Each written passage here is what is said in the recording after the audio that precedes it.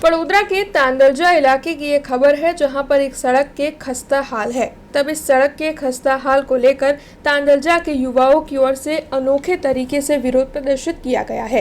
दरअसल ड्रेनेज के काम के लिए तांदलजा इलाके में जगह जगह पर कॉरपोरेशन ने गड्ढे खुदवाए हैं, लेकिन इन गड्ढों को भरवाया नहीं गया है और साथ ही गड्ढों के आसपास सेफ्टी बैरिकेडिंग और साइन बोर्ड भी नहीं किए गए हैं, जिसके मद्देनजर नागरिकों को हादसों का डर सता रहा है। ऐसे में आज तांदलजा इलाके के युवा इकट्ठा हुए थे। उनकी ओर से इन गड्ढों में ऑक्सीजन की बोतल रखे गए थे और साथ ही ऑक्सीजन मास्क को खुद पहनकर हाथ में पोस्टर बैनर लिए नारेबाजी करते हुए इन युवाओं की ओर से तांदलजा की खस्ताहाल सड़क के मुद्दे में विरोध जताया गया था। दरअसल तांदलजा के इन युवाओं का विरोध जताते हुए ये कहना है कि सड़क के हाल काफ़ी ज़्यादा बुरे हैं और इस वक्त जो सड़क है वो ऑक्सीजन पर है। इसके अलावा बारिश के मौसम में ये सड़क वेंटिलेटर पर चली जाएगी, ऐसी दहशत भी नागरिकों की ओर से जताई जा रही है।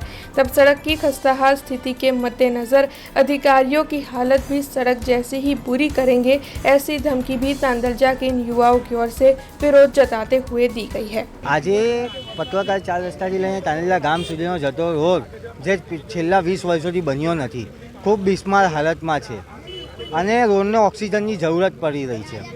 તો એ ઓક્સિજન આપવા માટે આજે અમે વિરોધ કર્યો છે અને ઓક્સિજન આપ્યું છે રોડને, કેમ કે અમારો રોડ આજે તો ઓક્સિજન પર છે અને ચોમાસામાં રોડ બીમારી હાલતમાં આવી જાય છે, બીમાર થઈ જાય છે, વેન્ટિલેટર પર આવી જાય છે।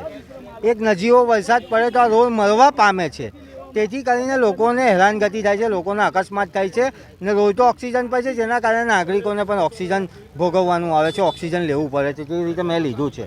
તો અમારી સીધી માંગણી વડોદરા મ્યુનિસિપલ કોર્પોરેશનના કમિશનરશ્રી, વડોદરા મહાનગરપાલિકાના અધિકારીઓને છે કે વરસાદ પહેલાં આ રોડ નહીં બને તો અમારો રોડ મળી જશે।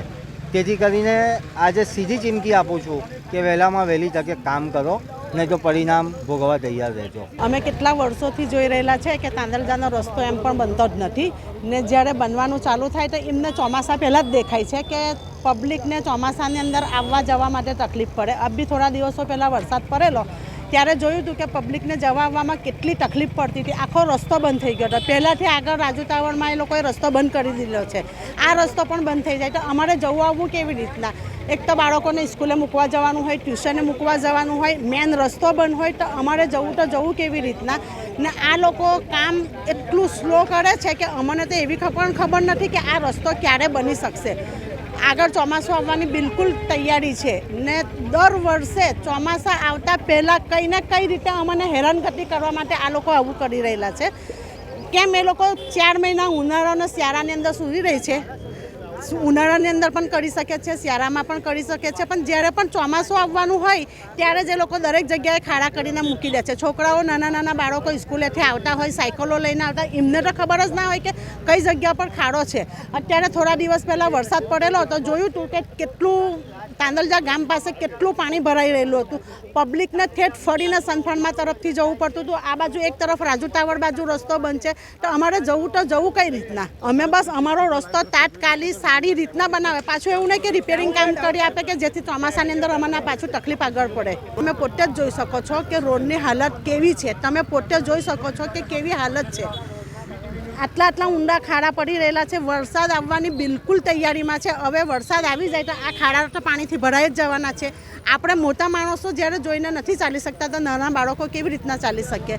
આ એક જાતની હેરાનગતિ છે, બીજું કંઈ જ નથી। हमसे जुड़े रहने के लिए हमारे YouTube चैनल को सब्सक्राइब करें और नई वीडियो की नोटिफिकेशन के लिए बेल आइकॉन को दबाएं।